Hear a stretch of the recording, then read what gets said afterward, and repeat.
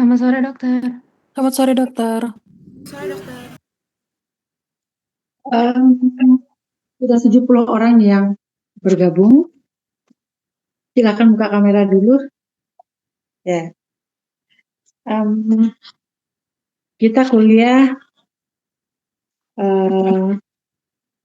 santai aja gitu ya, sambil diskusi langsung gitu. Kalau ada yang mau ditanyakan langsung bertanya pada saat itu juga.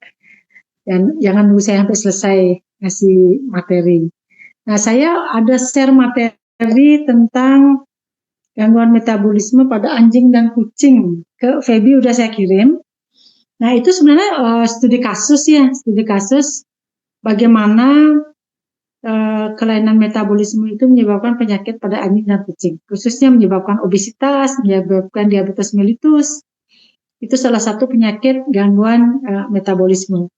Nah, sekarang saya mau menyampaikan bagaimana nutrien itu di metabolisme, terutama yang kita bicarakan karbohidrat ya. Nah, karbohidrat itu di metabolisme di tubuh ruminan dan non ruminansia itu berbeda dengan cara yang berbeda ya gitu. Kalian bisa bayangkan ruminansia sapi, pakannya kan sebagian besar rumput ya. Tapi betapa efisiensi dia memanfaatkan rumput sampai sapi itu berat badannya sampai ratusan kilogram. Dan otot semua ya, sebagian besar otot gitu. Itu pakannya kan cuma dari rumput. Nah, bagaimana dia bisa mengefisiensikan rumput yang dia makan, hijauan yang dia makan, ya kan herbivora sejati tuh, ya. Tapi bagaimana di dalam tubuh si sapi mengefisiensikan karbohidrat sehingga disimpan dalam jumlah banyak dalam bentuk glikogen, dalam bentuk daging. Nah, sekarang saya sebenarnya kembali mengulas bagaimana metabolisme karbohidrat ya seperti yang saya sampaikan di semester 2. Cuman bagaimana itu terjadi di tubuh ruminansia dan non ruminansia. Kalian udah mulai nih membedakan ya. Oh, ternyata metabolisme karbohidrat di ruminansia dengan non ruminansia itu agak berbeda gitu ya. Makanya kalian nanti sebagai dokter hewan, kalau ada misalnya masyarakat gitu ya, pada saat kalian jadi dokter hewan, masyarakat usil nanya gitu, dok kenapa ya sapi itu kan pakannya cuma rumput, kok berat badannya bisa sampai ratusan kilogram, dan itu komponen penyusunnya sebagian besar dari daging gitu kan. Berbeda dengan babi. Babi kan monogastrik dia ya. Pakannya segala macam tuh. Nah, komposisi tubuhnya justru lebih banyak lemak gitu. Ya, bagaimana dia memetabolisme ya? Monogastrik dengan yang ruminansia itu berbeda. Ya. Nah, sekarang saya coba share materi baru gitu ya, bukan seperti yang tadi saya sampaikan. Ini coba sambil kita sambil kita diskusikan ya. Nanti silakan kalau ada yang mau bertanya, kita langsung aja gitu. Sebentar ya. Dokumen. Nah, mana dia yang tadi nih? Yang terbaru.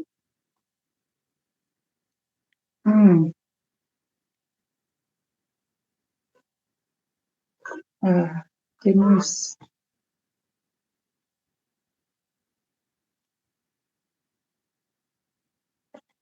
Nah, tadi.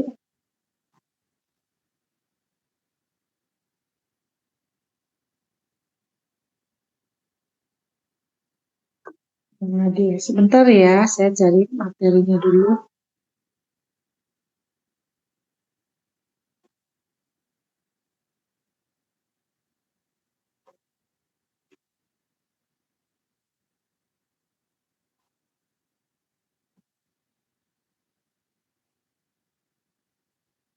Tadi.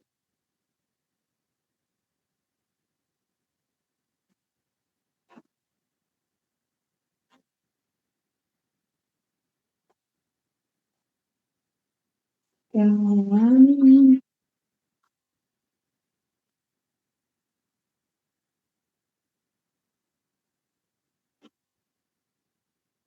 Saya ngumpul PPT tadi.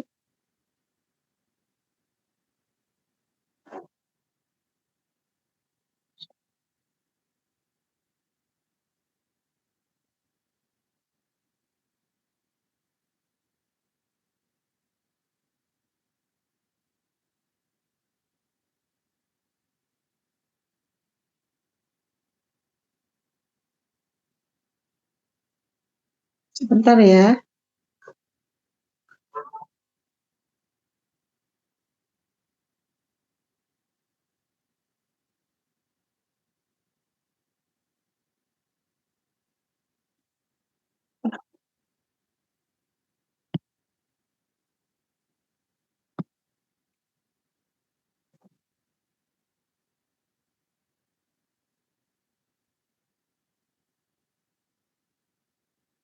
Apakah bisa dilihat ya materinya?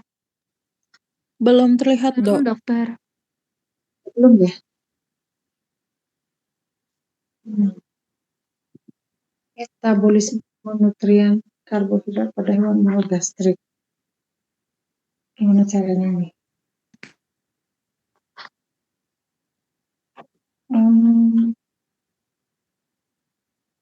File.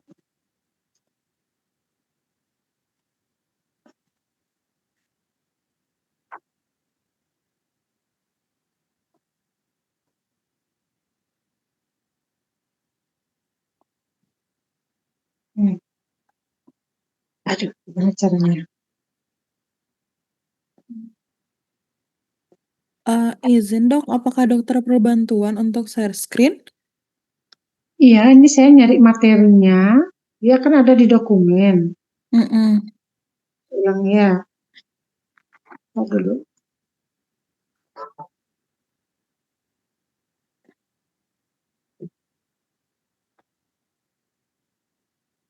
Sebentar. Bagikan. Dokumen. Dokumen. Dan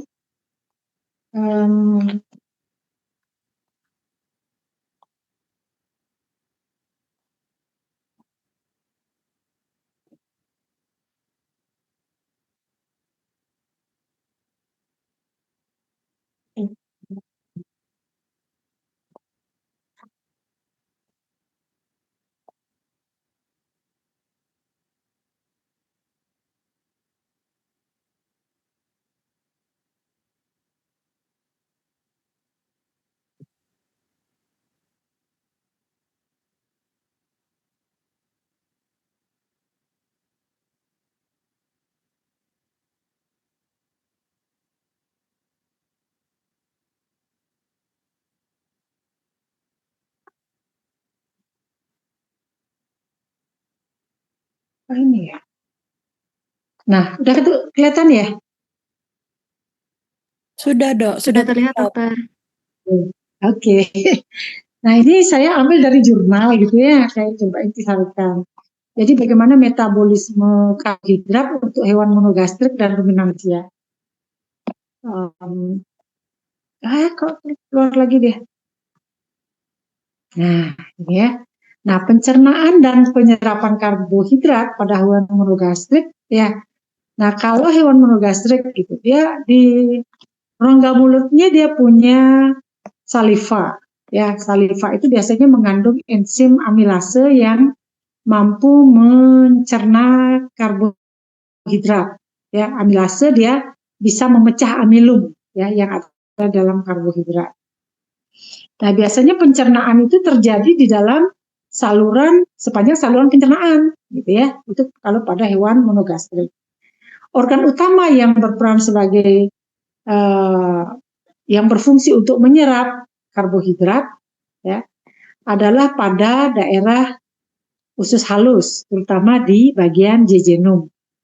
Nah, itu kalau untuk hewan yang monogastrik, ya. Nah, di sini di gambar di bawah ini sudah dijelaskan bagaimana pencernaan dan penyerapan karbohidrat yang terjadi pada ruminan dan non ruminansia, ya. Kalau pada non ruminansia, ya kalian lihat CHO. CHO itu adalah simbol dari karbohidrat. Karbohidrat di dalam makanan, ya, biasanya melalui mulut ada enzim amilum, kemudian masuk ke usus halus, ya di situ ada berbagai macam enzim yang mampu mencerna karbohidrat.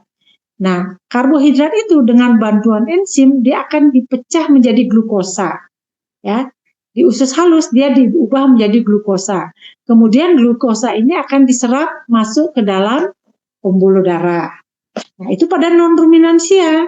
Tapi kalau pada ruminansia, ternyata karbohidrat itu, ya, karbohidrat masuk ke dalam rumen dulu ya.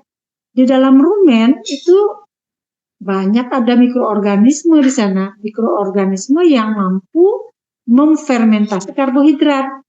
Ya, jadi karbohidrat yang ada di dalam rumput itu ya difermentasi oleh mikroba, diubah menjadi asam lemak volatil, asam lemak terbang gitu ya, kalau diterjemahkan. Dia akan diubah menjadi asam lemak terbang di dalam rumen, kemudian dari rumen asam lemak volatil itu akan diserap masuk ke sirkulasi darah. Ya, nah itu perbedaan antara ruminan dan non-ruminansia. Ruminansia itu menjadi sangat efektif memanfaatkan karbohidrat karena dia memiliki mikroba yang mampu memfermentasi karbohidrat di dalam rumennya. Jadi kalian mungkin masih ingat ya bahwa ruminansia itu ciri khasnya ketika dia makan, dia melakukan yang namanya regurgitasi. Ya, dia mengunyah, ditelan gitu ya. Kemudian dimuntahkan kembali ke dalam rongga mulutnya, kemudian dikunyah kembali gitu. Ya, karena kenapa? Karena komponen rumput itu ada bagian yang mengandung pati, tapi ada bagian yang mengandung struktur dari sel-sel tanaman itu ya yang sifatnya keras. Contohnya selulosa, pektin gitu. Amilopektin itu yang memang harus dicerna berkali-kali agar dia bisa akhirnya diserap dan diubah menjadi asam lemak volatil dan diserap ke sirkulasi darah. Nah, ini kalian nanti bisa bedakan bagaimana gambaran saluran pencernaan monogastrik, kemudian aves dan ruminansia ya. Nanti silakan kalian silakan browsing sendiri gitu ya. Kalau monogastrik itu apa ciri khasnya, aves itu gimana apa ciri khasnya, dan kalau ruminansia apa ciri khasnya. Nah, kemudian ini adalah enzim-enzim yang ada di saluran pencernaan beserta sumbernya. Ya. Nah, kalian masih ingat gak enzim itu apa? Coba, siapa di antara kalian yang coba mau jawab enzim itu apa ya? Ada yang mau? Ya, silakan. Enzim itu merupakan katalisator suatu proses metabolisme, dok. Ya, kalau di dalam proses metabolisme, dia perannya sebagai katalisator, mempercepat terjadinya suatu reaksi, itu enzim. Tapi secara umum enzim itu, nah saya tanya, enzim itu protein atau tidak? Ada yang bisa jawab? Termasuk Protein. protein. Oke, enzim itu termasuk protein. Tetapi protein belum tentu enzim, gitu ya. Nah, enzim itu ciri khasnya, enzim itu adalah suatu protein yang di permukaan molekulnya dia memiliki active site atau sisi aktif. Di mana sisi aktif itu ketika dia bertemu dengan substratnya, dia akan bereaksi. Ya, jadi enzim di dalam sel gitu ya. Kalau dia tidak ketemu substratnya, dia nggak kerja, dia diam aja. Tapi ketika dia ketemu substratnya, dia bekerja dengan cara mempercepat terjadinya reaksi. Nah, sama halnya ketika hewan memakan karbohidrat ya. Nah, karbohidrat itu kalau tidak dicerna dengan bantuan enzim, ya. Kalau pada manusia, seseorang yang makan karbohidrat, makan nasi satu piring, itu bisa diubah menjadi glukosa bisa sampai 1 tahun. Itu yang saya baca ya, saya sampai terkejut juga baca di jurnal. Karbohidrat, satu piring karbohidrat, ya, kalau tanpa bantuan enzim, dia bisa diubah menjadi glukosa selama 1 tahun gitu. Jadi betapa hebatnya kerja enzim ya. Jadi ketika enzim ketemu substratnya, dia akan cepat sekali membantu proses reaksi, proses metabolisme di dalam tubuh. Gitu. Nah, ini adalah enzim-enzim yang berperan dalam proses metabolisme karbohidrat ya. Jadi ini nama enzimnya, nama sistematiknya, sumbernya ada di mana, substratnya apa gitu ya. Jadi misalnya alfa glukosidase, dia itu adanya di usus halus. Nah, alfa glukosidase ini atau maltase ini dia akan aktif bekerja kalau dia bertemu dengan maltosa. Maltosa itu karbohidrat, gula dia ya. Jadi maltosa, dextrin, laktosa, sukrosa itu semua gula. Ya. Nah, cuman gula ini dia akan aktif bekerja kalau ketemu dengan enzim yang spesifik. Kalau oligo 16 glukosidase ketemu dengan laktosa nggak kerja dia. Karena bukan muhrimnya gitu ya. Biar gampang kalian mengingat. Jadi oligo 16 glukosidase dia hanya akan bekerja kalau bertemu dengan dextrin gitu. Begitu juga dengan alfa glukosidase, dia akan bekerja sebagai katalisator kalau dia bertemu dengan glukosa yang namanya maltose. Begitu juga dengan yang lain. Jadi itu prinsip kerja enzim ya. Nah, pencernaan dan penyerapan karbohidrat di ruminansia. Jadi ruminansia itu ada mulut, ada esofagus, kemudian rumen. Nah, rumen ini kan dibagi 4 nih, ya. Rumen, retikulum, omasum, dan abomasum. Jadi saluran pencernaan sapi itu ada 4, ya. Jadi ada rumen, retikulum, omasum, dan abomasum. Nah, biasanya di rumen ini yang banyak ada mikroorganisme yang mampu memfermentasi karbohidrat. Nah, setelah dicerna jadi pertama masuk ke rumen dulu, kemudian retikulum, selanjutnya omasum dan abomasum, baru ke usus halus, gitu ya. Nah, di usus halus ini mulai terjadi penyerapan. Nah, cuman kalau di ruminansia yang diserap itu bukan glukosa ya, tapi berbeda, asam lemak volatil yang diserap. Nah, tadi saya sudah sampaikan bahwa karbohidrat atau rumput itu ya komponen penyusunnya ada starch, ada amilumnya, ada bagian tepungnya gitu ya. Ada juga bagian struktur dari molekul rumput tersebut yang tersusun dari selulosa, pektin, hemiselulosa, dan pentosan. Nah, ini agak susah dicerna ya, berbeda dengan starch. Starch itu seperti bagian tepungnya, bagian amilum dari karbohidrat, dari rumput. Nah, kalau bagian starchnya itu ya, dia setelah dicerna akan diubah menjadi maltose. Ya, jadi gula nih. Jadi maltose dan isomaltose. Selanjutnya maltose dan isomaltose itu akan diubah menjadi glukosa. Nah, glukosa inilah yang selanjutnya akan mengalami yang namanya proses glikolisis. Ya, hampir sama dengan monogastrik. Ya, glukosanya diubah menjadi glukosa 6-fosfat, fruktosa 6-fosfat, fruktosa 1,6-fosfat, dan akhirnya jadi pirufat gitu. Ya. Nah, kemudian bagian komponen starch atau amilum dari rumput itu tidak cuma maltose isomaltose, tapi juga ada sukrosenya, ada bagian fruktannya gitu ya. Nah, ke semua gula atau amilum yang ada dalam rumput itu semuanya nanti diarahkan untuk pembentukan pirufat.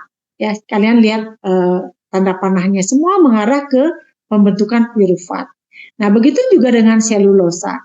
Selulosa dengan adanya bantuan selobiose, nah itu suatu enzim. Ya, kalau di manusia monogastrik nggak punya enzim selobiose.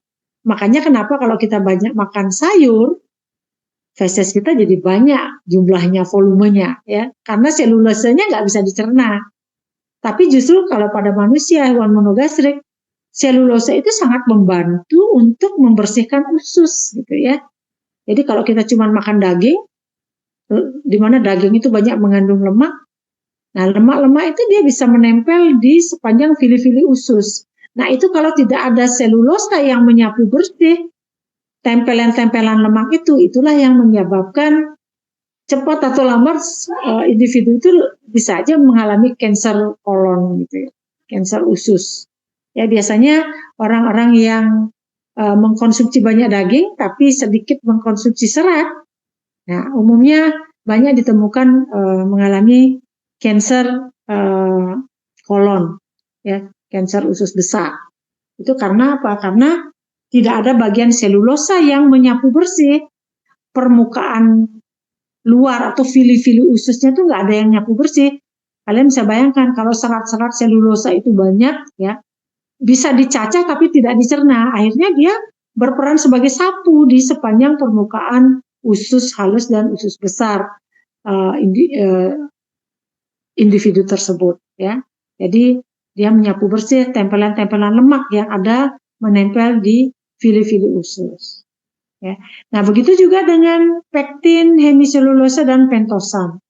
Nah, semua diarahkan, diubah untuk menjadi asam uronik dan pentosa. Ya, setelah jadi asam uronik, diubah menjadi pentosa, dan pentosa ini juga masuk ke jalur asam pirufat. Ya, sampai akhirnya semua diubah menjadi pirufat. Nah, kalian ingat pirufat ini selanjutnya kemana jalurnya? Ada yang masih ingat nggak, adik-adik? Kalau pirufat. Kalau di hewan monogastrik, pirufat itu akan diubah menjadi apa ya? Nggak ada yang masih ingat?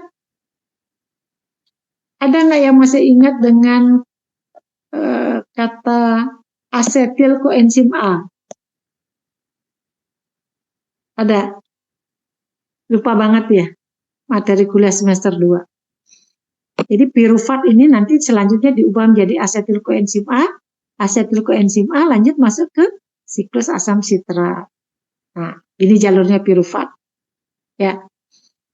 Nah, ini di ruminansia, ya. Bagaimana karbohidrat itu diubah menjadi asam lemak volatil. Nah, kalau di hewan monogastrik, pirufat diubah menjadi asetil koenzim A. Ya. Nah, ini pirufat diubah menjadi asetil koenzim A. Tapi kalau di ruminansia akan dilanjutkan lagi sampai akhirnya dia diubah menjadi asetat, butirat, dan propionat. Nah, asetat, butirat, propionat inilah yang nantinya diserap masuk ke dalam pembuluh darah, gitu. Ya, jadi ini jalur karbohidrat yang dimakan oleh sapi, gitu ya. Dia akan diubah menjadi pirufat. Selanjutnya, pirufat akan diubah menjadi asetat, butirat, dan propionat. Gitu, ya. Nah, 3 hal penting dalam metabolisme karbohidrat. Bahwa glukosa itu digunakan langsung sebagai sumber energi. Kalau glukosanya berlebih, dia akan disimpan dalam bentuk glikogen. Ya, jadi glikogen itu sebagai cadangan energi yang disimpan di hati dan otot. Nah, kemudian kalau glikogennya juga udah berlebih, ya, kalian bisa bayangkan kelebihan konsumsi karbohidrat dia akan diubah dalam bentuk glikogen dan hati. Nah, kalau disimpan di glikogen udah banyak, udah berlebih, di otot juga berlebih, akhirnya apa? Kelebihan glukosa itu selanjutnya akan diubah menjadi trigliserida. Ya, jadi glikogen yang berlebih itu akan diubah menjadi trigliserida. Kira-kira di antara kalian ada yang coba mau menjawab nggak? Kenapa glikogen itu diubah menjadi trigliserida? Ada yang coba mau jawab? Coba Gede Roy Arya Prasetya. Ada orangnya? Halo, Gede Roy Arya Prasetya. Walaupun nggak bisa jawab, tolong jawab aja dulu ya, sekalian saya absen. Halo Roy, ada nggak? Ada? Hadir? Terdengar, Dok. Ya, Roy hadir di kuliah ini, hadir ya? Hadir, Dok. Nah, dulu waktu semester 2 saya kan ngasih materi kuliah metabolisme ya. Saya punya jargon tuh, apapun makanannya ketika berlebih, akan diubah menjadi lemak atau trigliserida. Nah, begitu juga dengan materi sekarang nih. Di sapi kalau glikogennya berlebih, dia akan diubah menjadi trigliserida gitu. Ya. Kira-kira kenapa ya, Roy? Kenapa harus diubah menjadi trigliserida?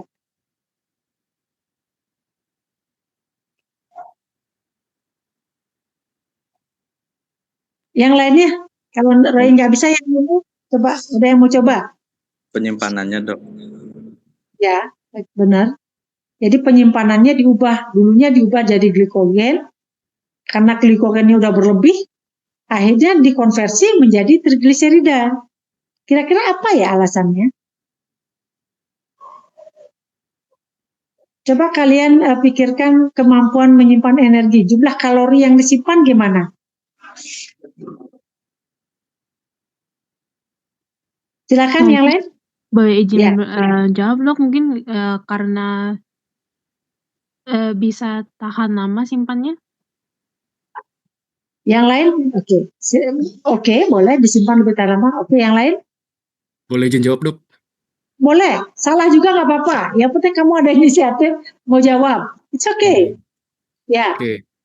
Kalau itu biar dia itu nggak berubah dan menumpuk sebagai gula darah di tubuh. Boleh. Yang lain lagi?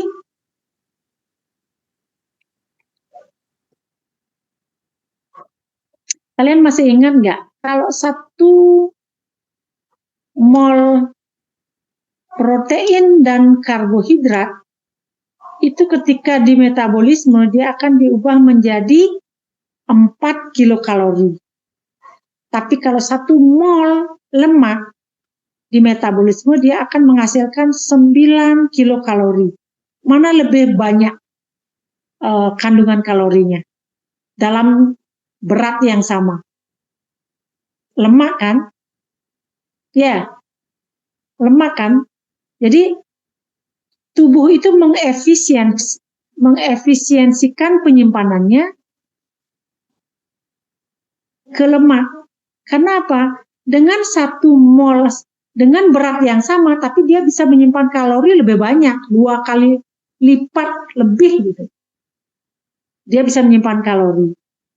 Ya, jadi dengan diubah menjadi lemak, kalori yang tersimpan itu jadi lebih banyak, 2 kali lipatnya dibandingkan kalau dia disimpan dalam bentuk protein dan glikogen gitu. Paham maksud saya, adik-adik?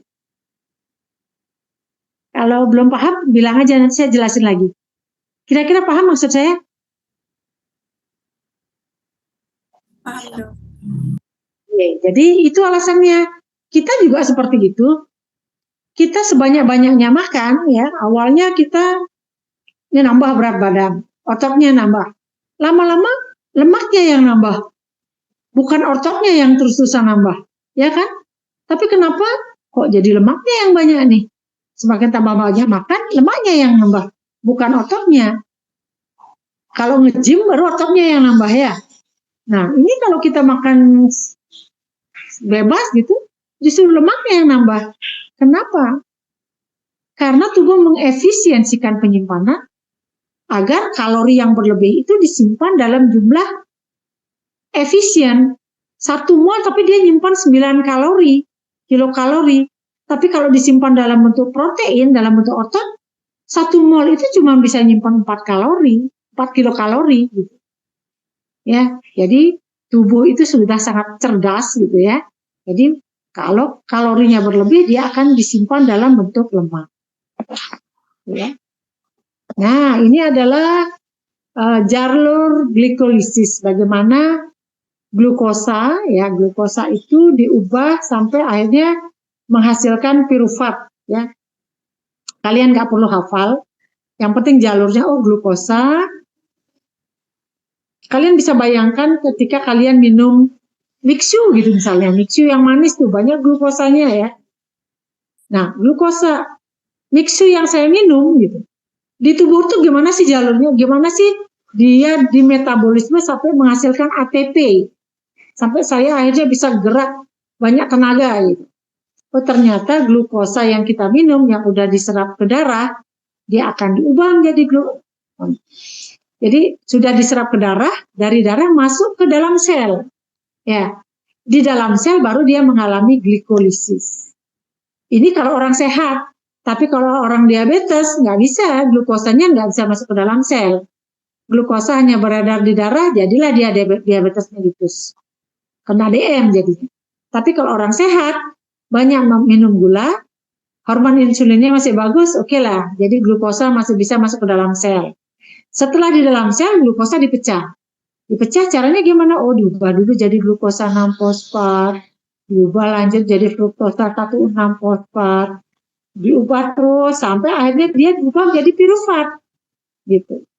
Ya panjang siklusnya di dalam sel nih, panjang sekali siklusnya. Ya.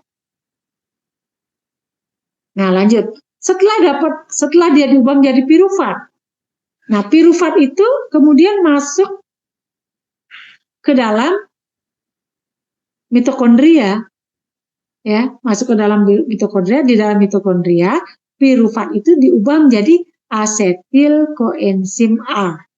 Ya mudah-mudahan kalian masih ingat nih. Ya jadi pirufat masuk ke mitokondria, dia masuk ke siklus Krebs atau TCA cycle ya, siklus Krebs. Masuk ke siklus Krebs, pirufat diubah menjadi asetil koenzim A. Ya, kemudian asetil koenzim A dia akan berikatan dengan sitrat ya. Dengan adanya enzim sitrat sintase, dia akan diubah menjadi sitrat. Sitrat dengan akonitase diubah menjadi sitrat. Begitu terus muter ya sampai dia menjadi oksaloasetat. Gitu. Nah, oksaloasetat selanjutnya dia berikatan lagi dengan asetil koenzim A, lagi muter. Nah, pada saat muter ini ya dia akan nanti langsung lanjut ke siklus pentosa fosfat pathway. Dari pentosa fosfat pathway inilah dia menghasilkan fosfor yang selanjutnya akan diubah menjadi ATP. Gitu.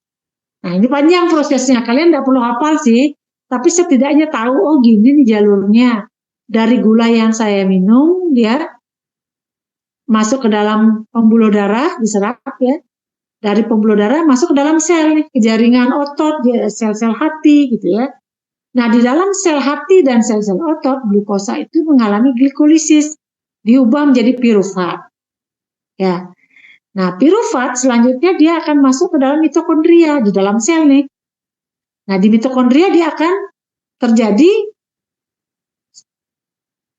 siklus asam sitrat, dia akan masuk ke dalam siklus asam sitrat. Ya. Nah, di dalam siklus asam sitrat, asetil koenzim A dia akan diubah menjadi oksaloasetat. Oksaloasetat lagi berikatan dengan asetil koenzim A lainnya, muter terus ya. Jadi setiap satu putaran dia lanjut ke pentosa fosfat pathway. Dari pentosa fosfat pathway inilah dihasilkan ATP. Gitu ya. Jadi 1 mol karbohidrat dia akan diubah menjadi 4 kilokalori. Nah, nanti ada hitungan kalorinya ya, masing-masing kalori. Nah, ini adalah sumber-sumber energi di dalam tubuh baik monogastrik maupun ruminan. Glukosa, galaktosa, fruktosa, glikogen ini merupakan sumber energi dari hewan monogastrik ya. Tapi kalau propionat, butirat, asetik ya, asam propionat, asam butirat, asam asetat ini merupakan sumber energi untuk ruminansia ya. Karena tadi sudah saya jelaskan glukosa itu diubah ya di metabolisme menjadi asam lemak volatil. Asam lemak volatil itu apa aja? Asam propionat, asam butirat, asam asetat. Gitu ya. Jadi itu perbedaan. Nah, ini silakan kalian boleh hafalkan, boleh pahami gitu ya. Jadi ATP yang dihasilkan dari oksidasi lengkap 1 mol glukosa. Ya. Nah, ini bagaimana prosesnya, berapa ATP yang dihasilkan, ini silahkan kalian baca sendiri ya. Nah, di sini mungkin saya ingin menyampaikan total per mol glukosa kalau dia diglikolisis secara aerobik Jadi kalau glikolisisnya itu terjadi secara aerob, jadi perlu oksigen, ATP yang dihasilkan 38. Tapi kalau glikolisis glukosa secara anaerob itu cuma 2 ATP yang dihasilkan. Kalian masih ingat nggak glikolisis aerob dan anaerob? Kalau glikolisis anaerob itu biasanya terjadi pada saat kalian lari maraton. Ya, lari maraton itu awal-awalnya terjadi glikolisis aerob. Ya, jadi glukosa yang ada di darah Anda, di sel-sel hati itu akan dipecah menjadi ATP dengan cara aerob, ya, dengan cara membutuhkan oksigen. Tapi ketika kalian ketika glukosa di darah, di glikogen itu sudah digunakan, udah kehabisan ya cadangan glukosa, akhirnya apa? Akhirnya tubuh akan melakukan glikolisis anaerob dengan cara gluconeogenesis.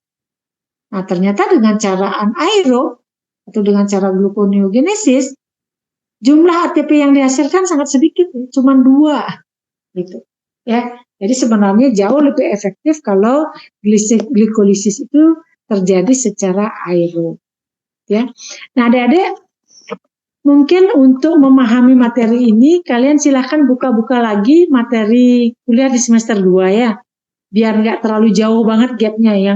Yang dulu mungkin sudah lupa, ya. Nah, jadi untuk bisa memahami materi, silahkan baca-baca lagi. Tapi yang lebih parah kalau dulu nggak paham gitu, sekarang dapat materi ini lebih nggak paham lagi. Tapi kalau dulu pernah paham, terus lupa, baca lagi, ingat lagi, memahami ini mungkin lebih gampang. Tapi kalau dulu nggak paham, ditambah lupa, sekarang nyambung ke sini mungkin agak sulit. Tapi nggak apa-apa, nanti silakan dimanapun ada kalian jumpai kesulitan, silakan bertanya ya. Jangan malu-malu bertanya. Karena kalau malu bertanya, ya, terus-terusan tambah nggak tahu. Nah, bagaimana glikogen itu dimetabolisme? Ketika tubuh, misalnya kalian puasa nih, nggak ada asupan yang masuk. Nah, bagaimana mekanisme tubuh untuk memenuhi kebutuhan glukosa? Jadi jadi glikogen yang disimpan di hati itu harus dirombak. Ya, jadi glikogen dirombak, diubah menjadi glukosa dia. Prosesnya apa namanya? Ada nggak yang tahu? Namanya Glikogenolisis. Ya, sip, bagus tuh. Ada kata glikogennya, ada kata lisisnya. Ya, jadi glikogenolisis gitu ya. Jadi glikogennya dipecah-pecah. Glikogen itu kan kumpulan glukosa nih. Ya, glukosa yang berlebih dirangkai sampai menjadi kumpulan yang miliaran jumlah glukosanya ya. Membentuklah ya dia yang namanya glikogen, disimpan di hati dan di sel-sel otot. Nah, ketika tubuh kekurangan glukosa, nah dia kan masih punya cadangan di glikogen. Jadi glikogennya ini dirombak menjadi glukosa sampai akhirnya glukosanya bisa masuk ke pembuluh darah. Nah, itu umumnya terjadi pada kalian misalnya coba intermittent fasting gitu ya. Jadi jam 1 atau jam 2 sore baru kena makanan gitu. Jadi dari pagi sampai jam 2 hanya minum air putih. Boleh minum kopi, boleh minum es tapi tanpa gula. Ya. Nah, sampai jam 2 sore cadangan glukosa di darah kalian tuh udah drop banget. Nah, tubuh untuk memenuhi kebutuhan glukosa, apa yang terjadi? Glikogennya yang dirombak. Makanya kenapa orang intermittent fasting cepat banget turun berat badannya. Ya. Jadi salah satu cara paling cepat untuk menurunkan berat badan adalah dengan cara intermittent fasting. Karena apa? Karena kita nggak masukkan kalori tuh. Dari pagi baru bangun sampai jam 2 sore no kalori. Cuma air putih, boleh kopi, boleh teh tanpa gula. Nah, karena tidak ada kalori yang masuk, akhirnya untuk memenuhi kebutuhan kalori tubuh, gimana? Cadangannya yang dirombak. Ya, kalau glikogennya sudah habis dirombak, yang dirombak selanjutnya apa? Lemaknya yang dirombak, gitu. Jadi kalian yang merasa tubuhnya gemuk, lakukan intermittent fasting. Nah, mekanismenya seperti ini nih, gitu ya. Jadi dari glikogen, dengan adanya bantuan glikogen fosforilase, glikogen diubah dulu menjadi glukosa 1-fosfat.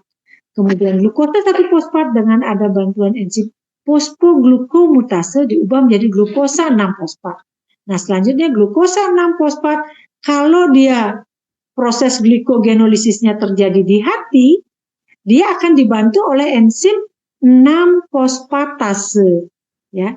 Tapi kalau proses glikogenolisisnya terjadi di sel-sel otot, ya, kalau terjadi di sel otot, enzim yang membantu namanya heksokinase, ya. Jadi bedakan glikogenolisis yang terjadi di hati dibantu oleh enzim glukosa 6-fosfatase. Sementara kalau glikogenolisis yang terjadi di sel-sel otot tubuh, ya, misalnya di paha, di lengan, enzim yang membantu namanya enzim heksokinase.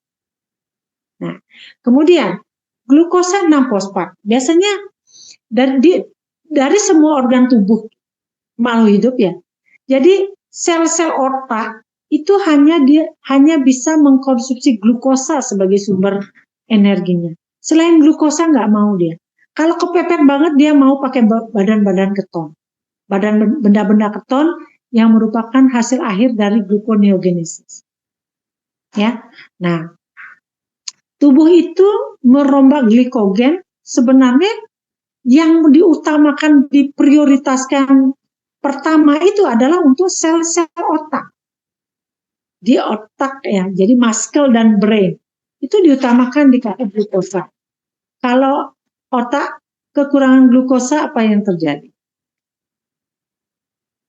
Nggak bisa mikir, linglung, selnya kolaps. Karena sel-sel otak hanya bisa memanfaatkan ATP yang berasal dari glukosa. Gitu. Kalian bisa bayangkan kalau sel kekurangan ATP gimana? Lelah, payah, nggak bisa kerja deh. Lama-lama mati, nekrosis. Nah, kalau glukosa 6-fosfat di otot ataupun di sel-sel otak, dia akan diubah menjadi pirufat. Nah, pirufatnya diubah menjadi laktat, CO2 dan H2O. Artinya di sana terjadi glikolisis secara anaerob. Ya, karena hasil akhirnya adalah laktat. Oke. Nah, kemudian dari glukosa 6-fosfatase, ya, diubah menjadi glukosa masuk ke pembuluh darah. Kemudian glukosa 6-fosfat juga masuk ke jalur pentosa fosfat pathway. Nah, di sini dia akan menghasilkan NADPH, menghasilkan ATP dalam bentuk NADPH. Ya. Oke, nah ini propionat, ya. Jadi ini kita sekarang ngomongin ruminansia, ya. Jadi tadi karbohidrat yang dimakan, gitu ya, karena adanya bantuan bakteri yang mampu memfermentasi karbohidrat di dalam rumen, ya.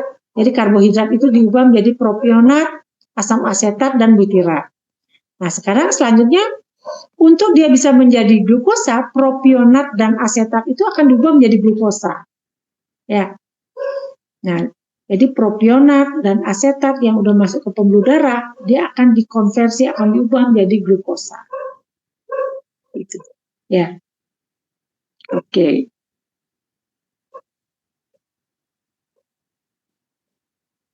Nah, kita lihatnya dari bawah nih, rumen.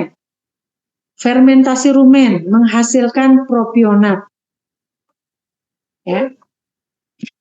Nah, jadi paling bawah nih, rumen fermentasi. Dia menghasilkan asam asetat, asam propionat, asam butirat. Nah, sekarang kita mulai deh. Fermentasi rumen dia menghasilkan asetat. Nah, ternyata asetat itu selanjutnya akan diubah menjadi asetil koenzim A. Dari asetil koenzim A dia akan diubah menjadi malonil koenzim A. Nah, malonil ini akan disintesa kembali menjadi asam lemak dan disimpan menjadi lemak.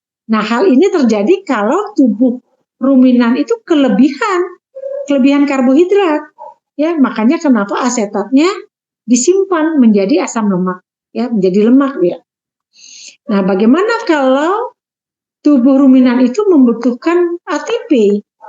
Ya, nah jadi asetat diubah menjadi asetil koenzim A, dia akan diubah nih menjadi oksaloasetat gitu. Ya, nah oksaloasetatnya akan diubah menjadi malat, malat diubah menjadi pirufat, pirufat akan diubah menjadi glukosa. Nah, begitulah konversi propionat asetat diubah menjadi glukosa. Nah, glukosa inilah yang nantinya selanjutnya akan dimanfaatkan oleh sel sebagai sumber ATP. Gitu. Nah, propionat akan diubah menjadi suksinil koenzim A. Suksinil koenzim A diubah menjadi oksaloasetat. Oksaloasetat diubah menjadi sitrat. Ya. Nah, sitrat keluar jalur, ya. Keluar mitokondria, sitrat kembali diubah menjadi oksaloasetat. Oksaloasetat diubah menjadi malat, malat menjadi pirufat menjadi glukosa melalui proses gluconeogenesis. Ya, makanya di sapi itu, di ruminansia ya, proses gluconeogenesisnya itu tinggi banget dibandingkan glikolisis. Kalian pernah nggak megangin tali yang terpasang di antara hidungnya, di antara cumurnya sapi? Ada nggak yang pernah megang? Nah, ketika kalian pegang talinya itu, tangan kalian gimana baunya? Kan khas sekali baunya ya, kalau kalian sempat nyentuh air liurnya sapi. Nah, itu adalah bau itu adalah ciri khas dari tingginya benda-benda keton yang ada di saluran peredaran darah, saluran pernafasan dari ruminansia.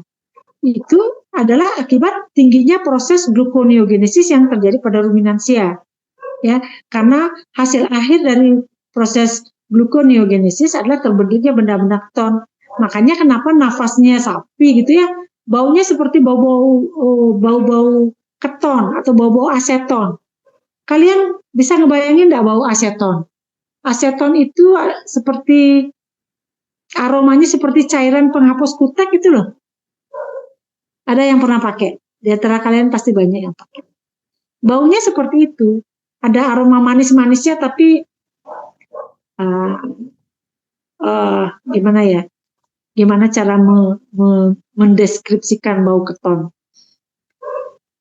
Nah, kalian nanti kalau udah praktek ke lapangan ya, dekat dengan sapi, aromanya itu kan ada aroma-aroma khas di ruminansia, itu adalah aroma benda-benda keton, hasil dari proses gluconeogenesis. Adik-adik sampai di sini ada yang mau ditanyakan ya? Ada yang udah mulai bingung nggak ya? Kalau ada yang mau bertanya silahkan.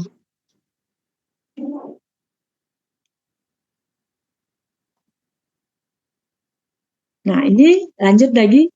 Bagaimana asetil koenzim A itu dibentuk dari butirat. Ya, dari asam butirat yang tadi.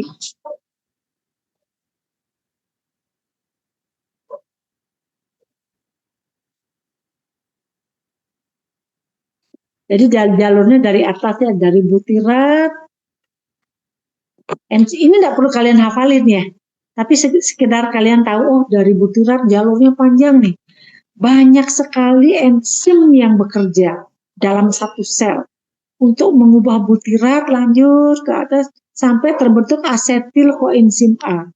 Nah, asetil koenzim A ini yang nantinya lanjut masuk ke siklus asam sitrat untuk menghasilkan ATP, atau asetil koenzim A yang berlebih dia akan masuk jalur fatty acid sintesis. Jadi proses sintesis pembentukan asam lemak untuk selanjutnya disimpan dalam bentuk lemak gitu. Ya, kalau berlebih jadi propionat, asetat, butirat, kalau dia berlebih dia akan bergeser siklusnya ke asetil koenzim A. Kalau tubuh ruminan itu perlu ATP, asetil koenzim A-nya akan masuk ke siklus asam sitrat, masuk ke pentosa fosfat PETP sehingga dihasilkan ATP. Tapi kalau sapinya kelebihan karbohidrat, terus dia nggak memerlukan ATP untuk kerja keras gitu. Jadi kelebihan asetil koenzim A-nya nggak masuk ke siklus asam sitrat, tapi dia akan masuk ke jalur lipogenesis, pembentukan lemak, gitu. Sampai akhirnya menjadi timbunan lemak. Ya. Nah, kita lanjut ke gluconeogenesis. Jadi gluconeogenesis itu adalah molekul non-karbohidrat diubah menjadi glukosa melalui berbagai jalur anabolisme. Jadi kalau saya lebih gampang mendefinisikan, gluconeogenesis adalah proses pembentukan glukosa di dalam tubuh dari bahan baku yang bukan berasal dari karbohidrat, gitu. Ya, jadi tepat seperti yang barusan saya jelaskan, bahwa ruminansia itu lebih banyak dia melakukan proses gluconeogenesis karena glukosanya itu dibentuk dari asam-asam lemak volatil, ya enggak? Oke, saya jadi agak curiga deh nih, mahasiswa saya masih ada enggak ya? Nurul Bakhira Rifai, ada? Ada, Dok. Oke. Karbohidrat di ruminansia itu diubah jadi apa, Nurul? Karbohidrat di ruminansia. Setelah melalui proses fermentasi di rumen, dia diubah jadi apa? Asam lemak volatil. Oke, asam lemak volatil itu apa aja ya? Kansa, zarifah. Ada kansa? Kansa ini ada nggak orangnya? Dok, mohon Oke. Ya, halo dok. ya, oke. Asam lemak volatil itu apa aja, kansa? Ada asam lemak asetat dok, Ya, lagi? propionat, kemudian butirat dok. Oke, sip, betul jawabannya ya. Ya, jadi nggak sia-sia saya ngomong dari tadi nih. Khawatir aja nanti saya ngomong sendiri, yang lainnya pada tidur nih. Ya, jadi nanti siap-siap aja saya tanya ya, sekalian ngabsen. Oke, nah gluconeogenesis adalah proses pembentukan glukosa dari bahan baku yang bukan berasal dari karbohidrat. Contohnya bisa dari asam amino. Ada yang disebut istilahnya asam amino glukogenik. Jadi asam amino yang bisa diubah menjadi glukosa. Nah, kemudian bisa juga berasal dari laktat. Bisa juga berasal dari gliserol. Bisa juga berasal dari pirufat. Ya. Nah, itu adalah bahan-bahan baku yang bukan berasal dari karbohidrat, tapi bisa diubah menjadi glukosa. Nah, proses gluconeogenesis ini terjadi di hati dan ginjal. Ya, jadi proses metabolismenya terjadi di sel-sel hati dan sel ginjal. Jadi gluconeogenesis ini fungsinya menyediakan glukosa untuk sel. Biasanya ini terjadi pada dalam kondisi puasa ya. Pada saat kalian puasa, biasanya mulai jam 3, jam 4 sore itu ya, kadar glukosa di dalam darah kalian mulai drop. Nah, tubuh bagaimana caranya mengadaptasikan? Nah, mulailah di sana terjadi yang namanya proses gluconeogenesis, proses perombakan glikogen ya untuk diubah menjadi glukosa. Tapi kalau glikogennya juga udah habis, apa yang dirombak? Jadi yang dirombak adalah dia mengambil bahan baku yang bukan dari karbohidrat untuk diproses menjadi gluconeogenesis. Nah, gluconeogenesis itu nanti hasilnya adalah badan-badan keton. Ya, makanya dalam keadaan puasa, gluconeogenesis ini tinggi peluang terjadinya. Nah, pada penderita DM, diabetes mellitus, gluconeogenesis ini juga tinggi persentase terjadinya di dalam tubuh. Karena apa? Karena orang yang mengalami atau hewan yang mengalami diabetes mellitus, enzim insulinnya hormon insulinnya tidak berfungsi, sehingga glukosa yang ada di pembuluh darah nggak bisa masuk ke dalam sel.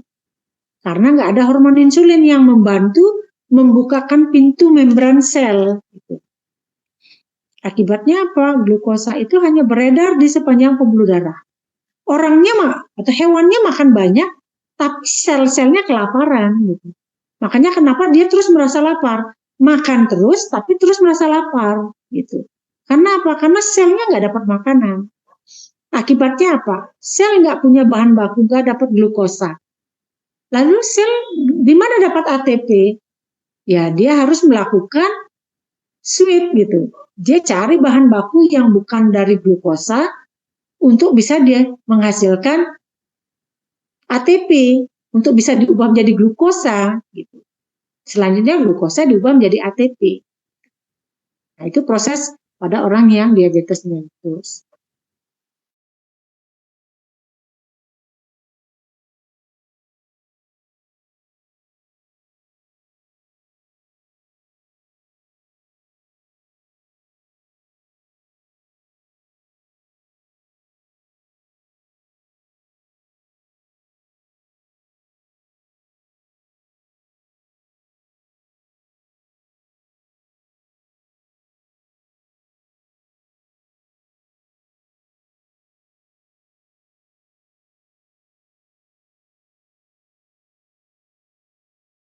Lama nggak makan, hormon insulin jadi turun dia konsentrasinya. Tapi ketika hormon insulin turun, glukagon naik. Kenapa dia naik? Untuk memberikan informasi ke otak bahwa dia lapar, bahwa sel-selnya perlu nutrisi untuk bahan baku menghasilkan ATP. Gitu. Nah itu fluktuasinya naik turun gitu. Nah kalau kortisol ini juga akan banyak keluar pada saat kalian stres. Ya kan, ini hormon stres juga. Makanya kenapa kalau kalian lagi stres, bawaannya pengen makan. Karena apa? Karena hormon kortisolnya tinggi. Setelah kalian makan, kalian merasa nyaman, kortisolnya turun. Tapi kalau stres lagi, kortisolnya naik lagi, pengen makan lagi. Gitu. Ya, jadi biar gampang kalian ngingetin, oh kalau aku lagi lapar nih, oh glukagonnya tinggi nih. Aku lagi stres nih, oh kortisol tinggi, pengen makan. Gitu, ya. Nah, ini proses gluconeogenesisnya.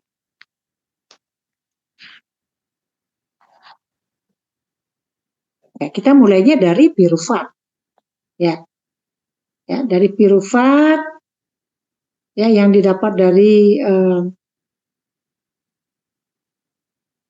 siklus asam sitrat, ya kan di atasnya itu ada pirufat ya.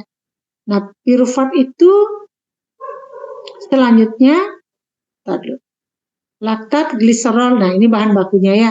Laktat gliserol, karbon dalam jaringan skeleton ya. Nah, ini bahan baku untuk dia menjadi pirufat. Ya, diubah laktat gliserol, karbon diubah menjadi pirufat. Nah, pirufat selanjutnya dia akan diubah menjadi asetil koenzim A. Asetil koenzim A akan masuk siklus asam sitrat. Dari siklus asam sitrat dihasilkan oksaloasetat. Nah, oksaloasetatnya ini selanjutnya ya dia akan diubah menjadi fosfoenol pirufat. Dari fosfoenol pirufat diubah menjadi glukosa. Gitu. Jadi begitu proses gluconeogenesisnya. Ya. Nanti silakan dibaca-baca lagi. Nah, bagaimana gluconeogenesis yang bahan bakunya dari asam amino? Nah, jadi ada yang namanya asam amino glukogenik.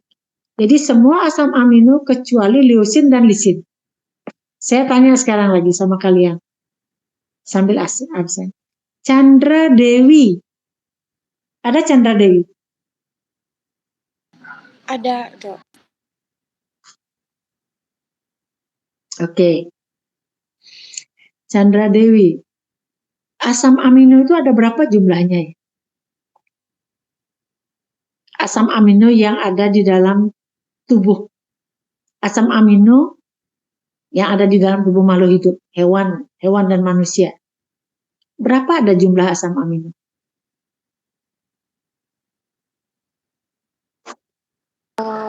Mungkin ada 20, Dok. 20, 21 ya. Oke. Jadi jumlah asam amino itu ada 21. Jadi kecuali leusin dan lisin, dia bersifat glukogenik. Jadi semua asam amino itu bisa diubah menjadi glukosa, kecuali leusin dan lisin. Gitu. Jadi, gitu ya. Nah, pemindahan gugus amino melalui transaminasi. Jadi ingat ya, dulu saya ngajarin metabolisme protein. Jadi gugus amina itu berpindah dari satu asam amino ke asam amino lainnya. Ya, jadi gugus amino itu bisa berpindah dengan cara transaminasi, deaminasi yang terjadi saat pemindahan atom karbon menjadi oksaloasetat. Ya, jadi gugus amino diubah dulu menjadi oksaloasetat. Nah, untuk proses gluconeogenesis dari bahan baku asam amino, dia membutuhkan koenzim, terutama yang berasal dari vitamin B. Ya, makanya kenapa misalnya hewan gitu ya baru sembuh dari sakit, biasanya di dalam resep obatnya pasti ditambahkan vitamin B kompleks gitu. Sebenarnya tujuannya apa? Tujuannya adalah untuk membantu proses metabolisme di dalam tubuh gitu. Jadi proses metabolismenya agar berlangsung lebih optimal. Karena vitamin B di dalam metabolisme sel dia berperan sebagai koenzim. Ya. Tadi kalian udah bilang enzim itu berperan sebagai katalisator. Nah, enzim yang terikat dengan vitamin B, B1 sampai B12 gitu ya, dia berfungsi sebagai koenzim yang juga fungsinya untuk mengoptimalkan proses metabolisme di dalam sel. Gitu. Ya. Nah, ketogenesis. Keton itu apa ya? Jadi keton itu adalah molekul organik yang digunakan sebagai sumber energi selama fase puasa atau kelaparan atau diet rendah karbo pada pasien DM yang tidak terkontrol. Nah, ini proses ketogenesis yang kalau di ruminansia proses terbentuknya benda-benda keton itu wajar terjadi, gitu ya. Tapi kalau ketogenesis pada hewan, misalnya anjing, kucing, kemudian pada manusia, itu dia bersifat patogenik gitu. Tidak seharusnya itu terjadi. Kalau kelaparan sehari, 2 hari, misalnya puasa kan, maaf ya, saya bukan bilang kelaparannya. Puasa itu kan 12 jam ya, pagi sampai sore, tapi malamnya kan makan. Nah, yang sampai terjadi ketogenesis adalah kelaparan yang kronis. Nah, kalau penderita diabetes mellitus, dia nggak mau berobat pakai insulin. Jadi sel-selnya terus kelaparan dalam waktu lama. Makanya terjadi ketogenesis, proses pembentukan badan-badan keton yang sampai dia bersifat patogenik. Gitu. Ya, nah, biasanya penderita diabetes ya yang sampai mengalami ketogenesis itu tiba-tiba dia kolaps, pingsan, koma, kalau tidak diobatin bisa sampai meninggal tuh. Karena benda-benda keton ini dia bersifat asam, dia akan mengubah pH darah. pH darah kita tuh kan benar-benar dipertahankan benar-benar strict ya. pH-nya tuh nggak boleh terlalu asam, nggak boleh terlalu basa. Nah, kalau ada benda-benda keton, pH darah kita jadi asam. Akibatnya keseimbangan tubuh atau homeostasis tubuh terganggu. Akibatnya orang atau hewan bisa kolaps. Jadi ketogenesis adalah jalur metabolik yang digunakan untuk menghasilkan keton. Jadi ini kepepet banget. Tubuh itu udah kepepet banget, terutama otak. Kalau nggak dapat glukosa, dia harus dapat benda keton. Untuk dia bisa berfungsi. Otak tuh nggak boleh lama-lama kehabisan glukosa ya. Nggak boleh lama-lama nggak dapat oksigen, itu langsung kalau sel otak mati udah nggak bisa tumbuh lagi gitu, ya udah langsung orangnya udah bisa koma gitu. Kalau sel-sel otaknya udah kebanyakan yang rusak akibat kekurangan glukosa atau kekurangan oksigen. Nah, keton ini dari mana nih proses terbentuknya? Biasanya adalah pada saat terjadinya proses beta oksidasi. Mudah-mudahan kalian masih ingat ya beta oksidasi itu apa. Jadi kalian memang harus baca lagi yang di materi semester 2. Ya, jadi proses beta oksidasi itu memicu terbentuknya banyak asetil koenzim A. Beta oksidasi itu adalah misalnya karbohidrat yang atom C-nya ada 6. Ya. Nah, pada proses glikolisis setiap 2 atom C itu dipotong. Ya, jadi atom alfa, beta dipotong. Alfa, beta dipotong. Makanya dia disebut sebagai beta oksidasi karena setiap 2 atom C dipotong gitu. Untuk selanjutnya dia masuk ke siklus glikolisis. Glikolisis asam sitrat menghasilkan ATP. Gitu. Nah, itu proses katabolisme dari karbohidrat ya. Jadi beta oksidasi ini merupakan salah satu katabolisme karbohidrat. Nah, setelah proses beta oksidasi, atom karbon itu kan dipecah tuh, masuk ke asetil koenzim A. Nah, pembentukan keton body terjadi karena asetil koenzim A tidak bisa digunakan dalam jalur beta oksidasi. Kenapa nggak bisa digunakan? Nah, biasanya asetil koenzim, ingat tadi jalur yang tadi ya. Nanti Feby ingetin saya untuk share materinya ya, biar saya nggak lupa. Kalian bisa nanti cek lagi bahwa asetil koenzim A dia harus berikatan dengan oksaloasetat ya, baru dia bisa masuk ke siklus asam sitrat. Tapi kalau nggak ada oksaloasetat, asetil koenzim A-nya bingung tuh. Akhirnya dia akan berubah menjadi lemak.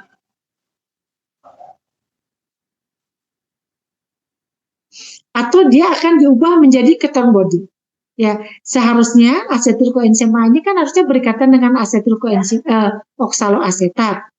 Setelah asetil koenzim A berikatan dengan oksaloasetat, dia akan diubah menjadi sitrat, diubah menjadi isositrat, ya, dan terus berputar ya sampai kembali diubah menjadi oksaloasetat. Nah, kalau oksaloasetatnya nggak ada, asetil koenzim A-nya dia akan diubah menjadi keton body. Ya. Nah, ini di bawahnya udah. Jadi jika tidak ada oksaloasetat, selanjutnya asetil koenzim A tidak dapat memasuki siklus asam sitrat dan akan diubah menjadi keton. Gitu. Ya. Jadi rendahnya laju glikolisis akan memicu penurunan produksi oksaloasetat. Kenapa? Nah, kalian kalau ingat lagi glikolisis itu adalah proses pemecahan glukosa menjadi pirufat. Ya. Pirufat diubah menjadi asetil koenzim A. Asetil koenzim A dia berikatan dengan oksaloasetat. Nah, oksaloasetat itu dihasilkan sebenarnya dari proses glikolisis. Kalau glikolisisnya rendah lajunya, jadi oksaloasetatnya sedikit dihasilkan. Ya, kalau tidak ada oksaloasetat, nanti siapa yang ngikat asetil koenzim A? Ya, akhirnya kalau nggak ada oksaloasetat, asetil koenzim A akan diubah menjadi benda-benda keton. Nah, ini proses ketogenesis ya. Oke.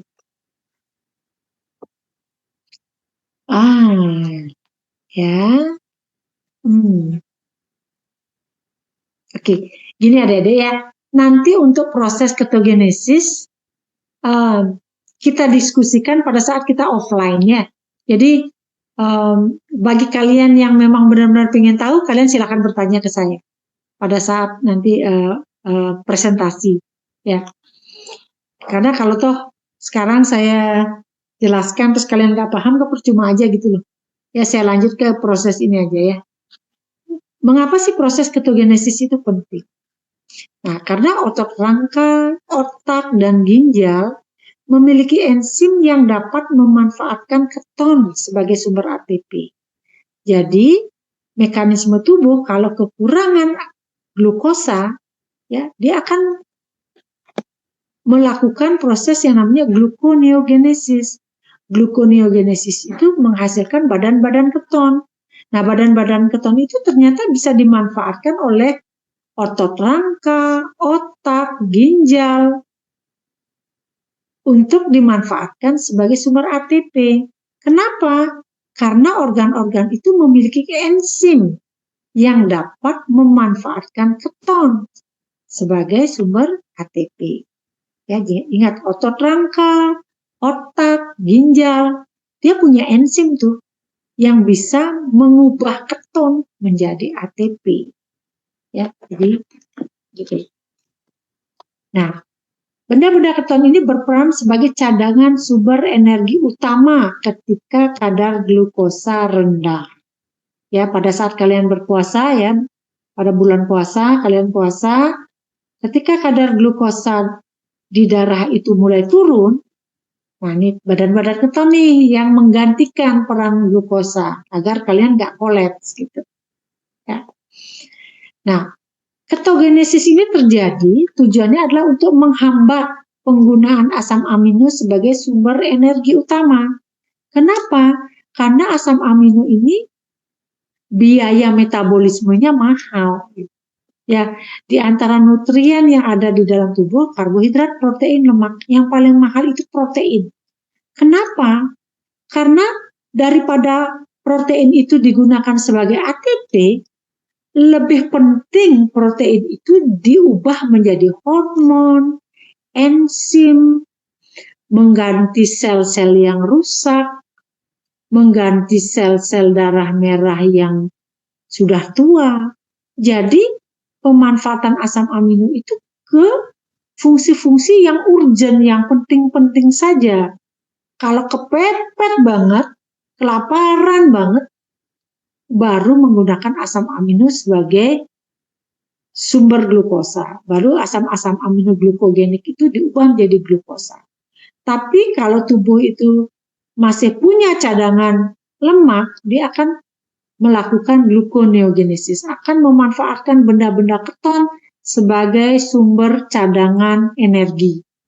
Nah, makanya nih, kalau maaf, saya tidak boleh bilang gemuk ya. Kalau ada yang kalian ingin menurunkan berat badan, jadi dengan intermittent fasting itu sebenarnya mekanisme kerjanya adalah mengurangi energi, mengurangi kalori.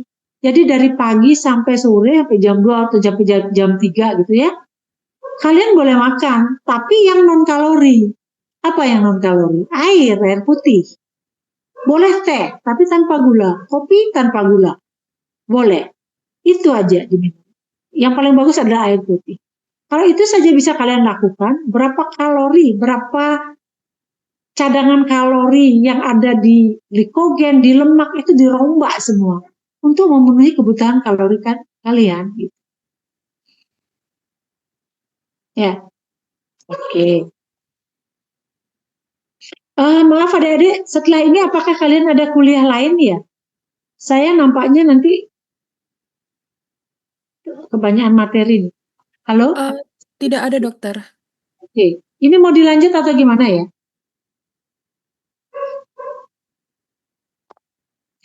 Oke, apa yang terjadi kalau produksi keton itu berlebihan?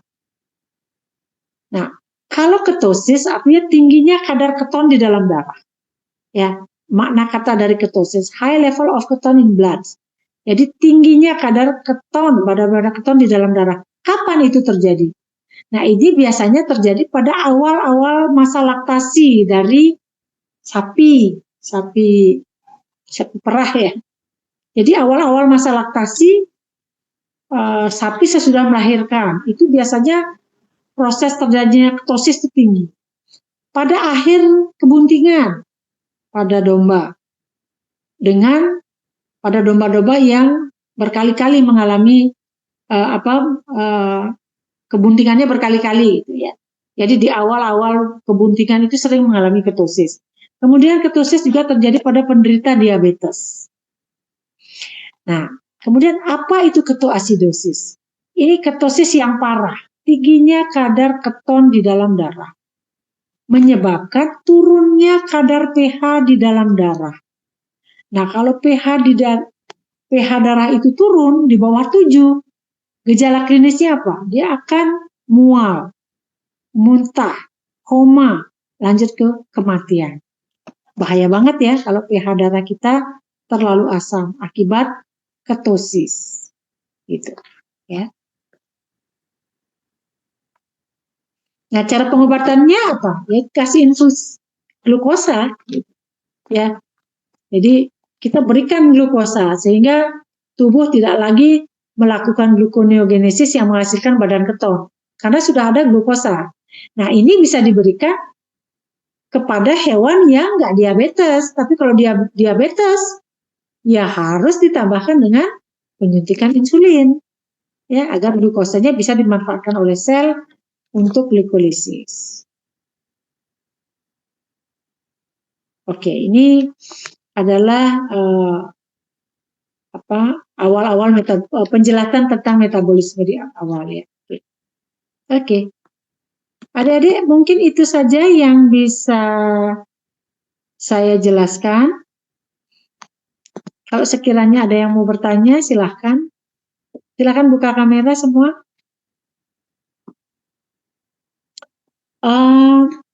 Mudah-mudahan apa yang saya sampaikan bisa dipahami ya. Silahkan kalian baca-baca dulu nanti PowerPoint-nya. Kalau ada yang kurang dipahami, saya welcome banget gitu dengan pertanyaan kalian. Saya kasih kesempatan sebanyak-banyaknya kalian boleh bertanya pada saat nanti kita sempatkan lagi ini bisa offline ya, biar bisa ketemu gitu, bisa diskusi dari dua materi yang saya kasih, mana yang kurang dipahami biar bisa ini ya, biar bisa diskusi langsung gitu ya. Nanti cari waktu ya, kapan kita bisa ketemu offline gitu. Kira-kira ada yang mau ditanyakan adik-adik?